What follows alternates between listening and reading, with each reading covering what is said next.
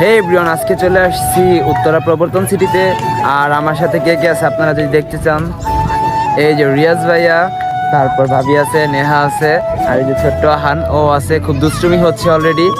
আর এরপর আমরা আরেকটু ঘুরবো, ফুচকা খাবো সম্ভবত, সব কিছু আপনাদের সাথে শেয়ার করব। তো এটা হচ্ছে ফার্স্ট ক্লিপ, আর বাকি ক্লিপগুলো দেখার জন্য অবশ্যই আমাদের সাথে থাকবে। আমরা আসবো এই জন্য দেখেন একটা গেট বানানো হয়েছে, যে গেটটা আমাদের জন্য বানানো হয়েছে। শুধু যে আমি আর রিয়াজ ভাই আসবো, আর সাথে ওই যে ভাবি আসছে আর নেহা আসছে। তো গেটটা অনেক সুন্দর আর প্রকৃতিটা অনেক সুন্দর। তো গাইছে যে আপনারা যে আমার পিছনে যে জমিগুলা দেখতে পারতেছেন, এগুলা 1912 সালে আমার ছিল। আমি এগুলা বিক্রি করে দিছিলাম তখন, শুধুমাত্র 5,000 টাকা 6 কাঠা জমি বিক্রি করছিলাম। আর এখন আমি চাই জমিগুলা কিনতে, কিন্তু কোনোভাবেই সম্ভব না, কারণ আমার কাছে 5টা টাকাও নাই। এটা আপনারা ভালো করে জানেন।